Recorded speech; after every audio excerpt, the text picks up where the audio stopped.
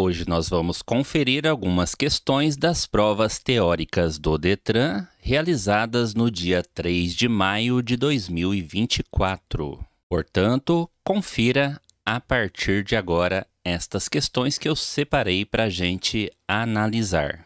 Primeira questão. Um automóvel e um caminhão atingem, ao mesmo tempo, um cruzamento sem sinalização, conforme ilustrado no esquema abaixo. Analise a imagem de um cruzamento não sinalizado e os dois veículos que estão se aproximando deste cruzamento, o caminhão e o automóvel. E leia sempre o comando de todas as perguntas. O comando está aqui. O veículo que tem a preferência de passagem é. Qual o veículo que tem a preferência de passagem neste cruzamento não sinalizado? Resposta correta é o automóvel. Por que a preferência é do automóvel? Porque ele está se aproximando na via à direita do caminhão. Em cruzamentos não sinalizados, a preferência de passagem é do veículo que se aproxima pela sua direita. Sendo assim, à direita do caminhão temos o automóvel.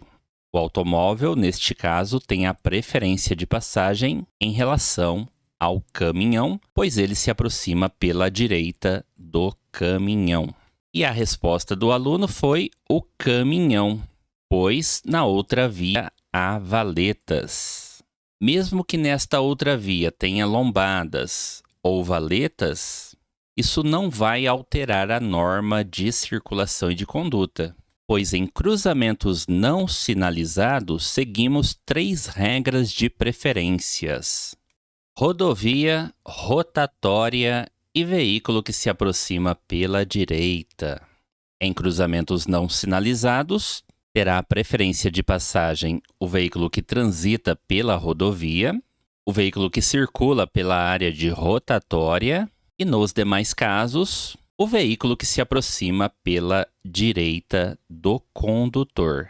3 regras para cruzamentos não sinalizados. Próxima questão. Segundo a classificação do Código de Trânsito Brasileiro, uma via destinada apenas ao acesso às áreas restritas é chamada.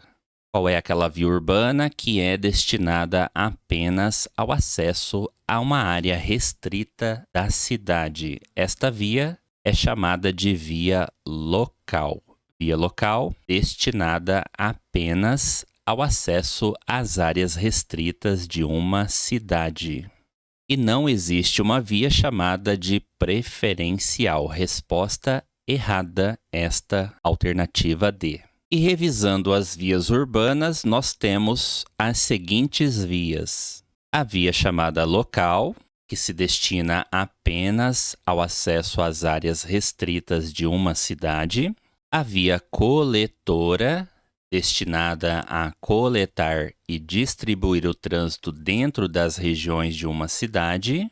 A via arterial, que liga diferentes regiões de uma cidade, com cruzamentos geralmente semaforizados. E, por fim, temos a via de trânsito rápido, uma via com trânsito livre, não possuindo semáforos, interseções ou cruzamentos e não permitindo o trânsito de pedestres diretamente sobre a pista de rolamento. Essas são, portanto, as vias urbanas e suas características principais, assuntos muito cobrados na prova do Detran. Próxima questão: qual a distância mínima ao se ultrapassar uma bicicleta no trânsito? Qual a distância mínima devemos manter ao se ultrapassar um ciclista no trânsito? Pelo menos 1,5 m de distância lateral é obrigatório mantermos ao se ultrapassar um ciclista no trânsito. Mais uma questão: é considerado como acidente inevitável, ou seja, não evitável. Resposta correta: aquele acidente no qual o condutor fez tudo o que poderia fazer, mas foi impossível de evitar. Impossível de evitar, inevitável. E na alternativa D, resposta errada, aquele acidente que foi ocasionado por alguma condição adversa. Errada esta resposta. Acidente inevitável é aquele acidente impossível de evitar. Por mais que o condutor dirigia corretamente, ele não consegue evitar o acidente. Acidente inevitável. Mais uma questão. Embora proibido pelo Código de Trânsito Brasileiro, grande número de motoristas continua usando o telefone celular enquanto dirigem. Sobre esta prática, considere as seguintes afirmações. A questão traz 3 afirmações e o comando da pergunta. Vamos ler sempre o comando de todas as perguntas. É correto apenas o que se afirma em. Quais estão corretas aqui na questão 22? Vamos analisar os itens. Item número 1. Ao utilizar o aparelho celular, o motorista tem menos controle sobre a velocidade do veículo e dá menos atenção à sinalização do trânsito. Item número 1, item correto. Quando o condutor utiliza o aparelho celular à direção do veículo, ele tem menos controle sobre velocidade e também vai dar menos atenção à sinalização de trânsito. Item 1, item correto. Item 2. Estabelecer um diálogo com o passageiro é mais prejudicial ao trânsito que o uso do aparelho celular. Será que estabelecer um diálogo com o passageiro, isso é mais prejudicial ao nosso trânsito do que o uso do aparelho celular? Item 2 está errado. O uso do aparelho celular é que é mais prejudicial ao trânsito do que um diálogo com o passageiro. Portanto, item 2 errado.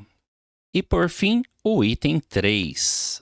O uso do viva voz poderá desviar a atenção do condutor do veículo. Item 3 correto.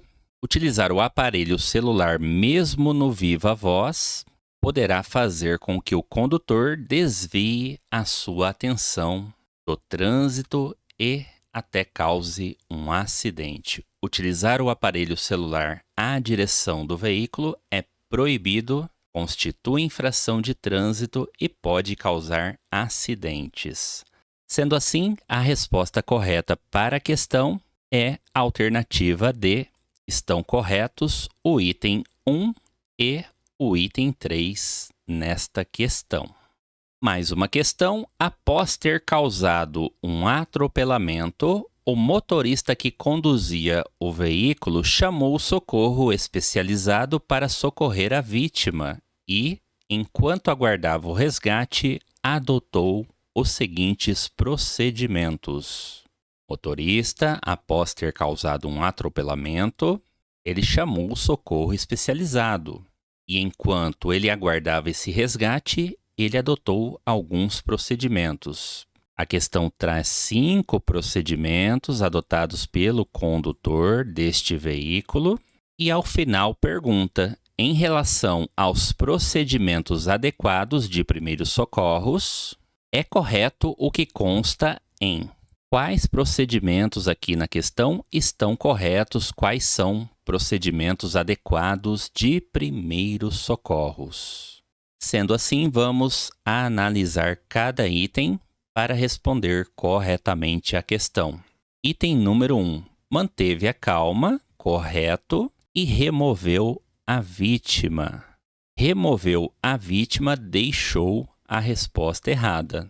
Como regra geral, nós não devemos remover uma vítima de acidente de trânsito sem antes realizar a restrição de movimentos desta vítima, ou seja, imobilização, principalmente em relação à coluna cervical. Logo, Respostas do Detran que citam remover a vítima sem os cuidados necessários com a segurança são respostas erradas e você elimina esse tipo de resposta na questão. Item 2. Esperou as autoridades para dar início à sinalização local. A frase 2 ela já inicia errada. Nós não devemos esperar a autoridade para dar início a uma sinalização da via. A sinalização da via, a sinalização do local do acidente é a primeira atitude a ser tomada. Primeira atitude em acidentes com vítimas é a sinalização da via, com a finalidade de evitar novos acidentes, de evitar o agravamento da situação e para deixar a cena do acidente um pouco mais segura para a prestação do socorro. Logo, item 2 também está errado. Item 3, isolou o local do acidente e evitou a presença de curiosos. Item 3 está correto. Item 4, interrompeu a fluidez do tráfego e obrigou os pedestres a ajudar. Nós devemos pedir ajuda aos outros, pedir ajuda sempre, evitar agir sozinho, pedir ajuda, mas a palavra obrigou deixou a resposta errada. Item 4, portanto, errado. E o item 5, ele já inicia errado. Discutiu sobre a situação e deu ordens aos socorristas do resgate. Erros do item número 5, portanto, eliminamos também o item número 5. Sendo assim, resposta da questão, item 3, apenas alternativa D é a resposta da questão. Apenas o item 3 está correto aqui na questão. Isolou o local do acidente e evitou a presença de curiosos. Resposta correta.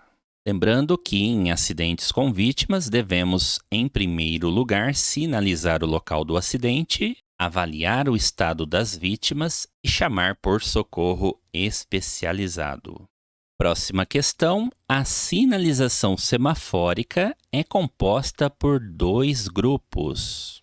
Quais são os 2 grupos de sinalização semafórica? É a sinalização de regulamentação e de advertência. Não é sinalização de indicação. Indicação deixou a resposta errada. Próxima questão é caracterizada como infração leve, com 3 pontos na carteira de habilitação quando o condutor. Resposta correta: deixar de atualizar o cadastro de registro do veículo ou de habilitação do condutor. Esta é uma infração de trânsito de natureza leve, quando o condutor deixar de manter atualizado o seu cadastro de registro de veículo ou de habilitação.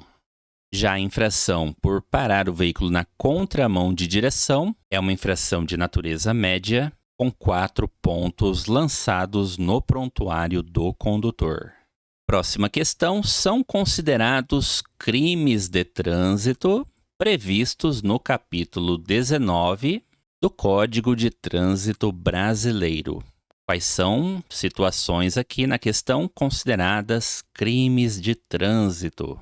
É um crime de trânsito quando o condutor dirige sem a devida habilitação, gerando perigo de dano. Isso é crime de trânsito. Dirigir veículo automotor na via pública sem a devida habilitação ou permissão para dirigir, gerando perigo de dano. Isso é crime de trânsito previsto no capítulo 19 do Código de Trânsito Brasileiro. E também é crime de trânsito dirigir o veículo automotor com a capacidade psicomotora alterada em razão da influência de álcool. Portanto, a alternativa C trouxe 2 crimes de trânsito. Resposta da questão. E a alternativa D, por que está errada? Dirigir alcoolizado É crime de trânsito dirigir alcoolizado ou com a capacidade psicomotora alterada em razão da influência do álcool. Isso é crime de trânsito.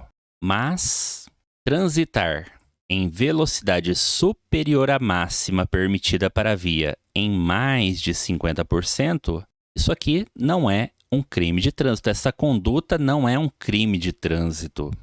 Essa conduta é uma infração de trânsito de natureza gravíssima, que prevê multa e também uma suspensão do direito de dirigir, quando o condutor exceder a velocidade máxima para a via em mais de 50%, ele está cometendo uma infração de trânsito que é de natureza gravíssima. Além da multa, ele vai ter o direito de dirigir suspenso também.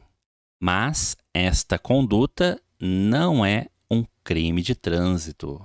Muito cuidado com isso nas provas do Detran. Mais uma questão. Anselmo tem muito cuidado com seu veículo. Mora em uma rua de duplo sentido de direção, quase na esquina com um cruzamento. Rua esta em que há grande fluxo de pedestres, ciclistas, motociclistas e veículos. O espaço de sua garagem é muito apertado. Assim, durante o dia, Anselmo tem o hábito de deixar o veículo estacionado em frente à sua casa, bem colado ao portão de sua casa, com os dois pneus direitos sobre a calçada, a fim de evitar colisões em seu veículo. Conforme o CTB, Código de Trânsito Brasileiro, e os preceitos da direção defensiva, Anselmo está. Então, o Anselmo tem o hábito de deixar o veículo estacionado em frente à sua casa. Só que o veículo fica bem colado ao portão de sua casa, com os dois pneus direitos sobre a calçada, com a finalidade de evitar colisões em seu veículo. Comando da questão: conforme o Código de Trânsito Brasileiro e os preceitos da direção defensiva, o Anselmo está. Será que ele está correto com a atitude dele ou incorreto? Então vamos ler a resposta do aluno. O aluno marcou que o Anselmo estaria correto, pois cumpre e faz cumprir a legislação de trânsito. Será que ele cumpre e faz cumprir a legislação de trânsito? O início aqui da resposta, ela já está errada. Pelo contrário, ele não cumpre a legislação de trânsito, tendo em vista que todo condutor tem permissão legal para estacionar sobre a calçada, em frente à sua própria casa. Muito errado, ninguém tem essa permissão legal para estacionar sobre calçada. Muito errada esta resposta, errada esta atitude no trânsito. Ninguém tem permissão para estacionar sobre calçadas, passeios. Pelo contrário, isso é proibido e constitui infração de trânsito. Sendo assim, a resposta correta para esta questão é a alternativa A. A atitude do Anselmo está incorreta, pois desrespeita a lei e põe em risco a segurança dos pedestres que terão que circular pela pista de veículos. Esta é a resposta correta da questão. Mais uma questão. Você está passando por uma rua com um trânsito bastante congestionado e presencia a seguinte situação. Na rua, com 3 faixas de rolamento, os veículos estão parados porque no quarteirão seguinte há uma obra da prefeitura que afunila o tráfego para uma única pista.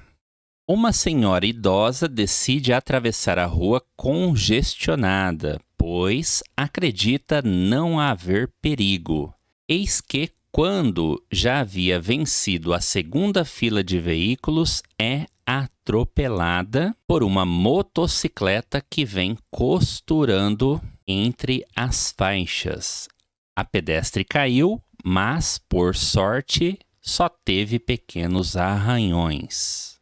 Importante sempre ler o texto e pegar os detalhes, as palavras principais, interpretar o texto para responder a questão corretamente. E sempre ler o comando de todas as questões. Diante da situação apresentada, é correto afirmar que. O que está correto afirmar de acordo com o texto? Resposta, primeiramente, do aluno. Os problemas de trânsito devem ser tratados localmente, sendo pouco eficiente a existência de uma legislação de caráter nacional como o CTB, o Código de Trânsito Brasileiro. Será que os problemas de trânsito devem ser tratados localmente, ou seja, apenas no local onde esses problemas acontecem? Sendo pouco eficiente a existência de uma legislação de caráter nacional como o Código de Trânsito Brasileiro? Resposta errada, a resposta da alternativa B. Resposta correta: o desrespeito às normas de trânsito é responsável pela maioria dos acidentes de trânsito. Esta é a resposta correta, gabarito da questão. Muitos acidentes de trânsito, infelizmente, ocorrem em função do desrespeito às leis, às normas de trânsito. Ocorrem também pela imprudência dos condutores à direção do seu veículo automotor. Próxima questão: diante das condições adversas do tempo, o que o condutor do veículo não deve fazer? Muita atenção na leitura, na interpretação, no comando da questão. O que o condutor do veículo não deve fazer diante das condições adversas de tempo? Será que ele não deve reduzir a marcha e acender as luzes do seu veículo? Resposta errada. Diante das condições adversas de tempo, nós devemos reduzir a marcha, ir mais devagar e acender as luzes do veículo para nos mostrarmos mais visíveis para todos. Logo, resposta errada. Sendo assim, resposta da questão: aumentar a velocidade para chegar logo ao seu destino. Sendo assim, diante das condições adversas de tempo, o que o condutor do veículo não deve fazer é aumentar a sua velocidade para chegar logo ao seu destino. Resposta correta da questão. Mais uma questão que você deve também ter cuidado com a leitura, com a interpretação. Há um preocupante aumento no número de acidentes envolvendo motociclistas. O condutor desse tipo de veículo deve evitar. O que o condutor de uma motocicleta deve evitar no trânsito? Ele deve evitar circular entre as faixas de tráfego, ficar zigue-zagueando, mudando de faixas a todo momento. Esta conduta deve ser evitada pelos motociclistas. Já na resposta do aluno, ele colocou ultrapassar pela esquerda. Isso não deve ser evitado pelo motociclista. Pelo contrário, o motociclista e os demais condutores também devem ultrapassar pela esquerda. Portanto, neste tipo de questão, tem que ter cuidado com a leitura e a interpretação. Exemplos aqui na questão 11 e também na questão número 8. Mais uma questão que é leitura e interpretação apenas. Questão 14. O efeito da bebida alcoólica no organismo humano. Qual que é esse efeito da bebida alcoólica no organismo? A bebida alcoólica vai afetar negativamente o estado físico e mental do condutor no seu modo de dirigir. Portanto, resposta da questão 14: afeta negativamente o estado físico e mental do condutor à direção do veículo. E na resposta errada, o aluno marcou aumenta a capacidade de dirigir. pois os condutores acham que seus reflexos ficam acelerados. Será que aumenta a capacidade de dirigir? Resposta errada para a questão. Mais um tipo de questão que cai toda semana e os alunos erram esse tipo de questão nas provas do Detran, sobre sinalização de uma via. Qual a distância suficiente para sinalizar uma via, sinalizar um acidente de trânsito? Então vamos ver a questão de número 22. Em uma rodovia cuja velocidade máxima permitida é de 80 km por hora, ocorreu uma colisão de um carro com um ônibus. O acidente aconteceu às 11 horas da manhã e esta pista de rolamento estava seca. Para essa situação, recomenda-se que a distância do acidente para o início da sinalização deve ser de... Qual a distância suficiente para o início da sinalização deste acidente? Sempre nós vamos igualar a velocidade máxima da via em passos longos de distância.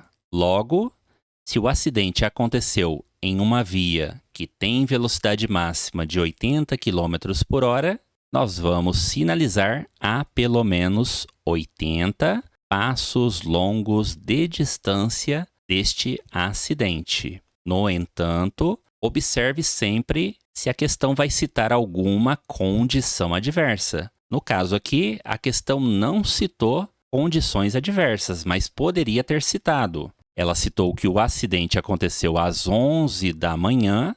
Se ela citasse noite, seria uma condição adversa, mas citou dia. Muita atenção com isso.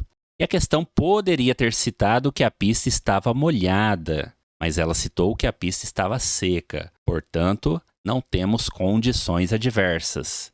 E se não temos condições adversas, é somente igualar a velocidade máxima da via em passos longos de um adulto. No entanto, se a questão citasse acidente aconteceu à noite ou acidente aconteceu com pista molhada, neblina, cerração, enfim, qualquer condição adversa. O que a gente ia fazer com essa distância aqui? Simplesmente, a gente ia dobrar a distância. Seria necessário daí dobrar essa distância para o início da sinalização. Qual que é o dobro de 80? 160 passos longos de distância. Mudaria a nossa resposta, mudaria a distância para o início da sinalização. Portanto, neste tipo de questão, analise todos esses itens destacados para responder a questão corretamente e, principalmente no trânsito, sinalizar o acidente, sinalizar a via numa distância compatível com a segurança. Mais uma questão. Ter domínio a respeito da sinalização faz parte da direção segura. O condutor verifica que em uma quadra de via urbana há uma série de placas que sinalizam que é proibido estacionar. Ao desembarcar um passageiro, o condutor deve... Entenda direitinho o texto. O condutor verifica que em uma quadra de uma via urbana há uma série de placas que sinalizam que é proibido estacionar. Então, veja bem, a placa sinaliza para o condutor que é proibido estacionar. Só que, ao desembarcar um passageiro, o condutor deve... Resposta errada, resposta do aluno primeiramente. Procurar outra quadra próxima, pois as placas sinalizam que é proibida a operação de desembarque. Esta placa proíbe a operação de desembarque? Não. Resposta errada. Esta placa proíbe estacionar. Portanto, diante desta placa é proibido estacionar. Não é proibido o embarque e o desembarque de passageiros, desde que não atrapalhe o trânsito, claro. Mas, como regra, não é proibido embarque e desembarque de passageiros.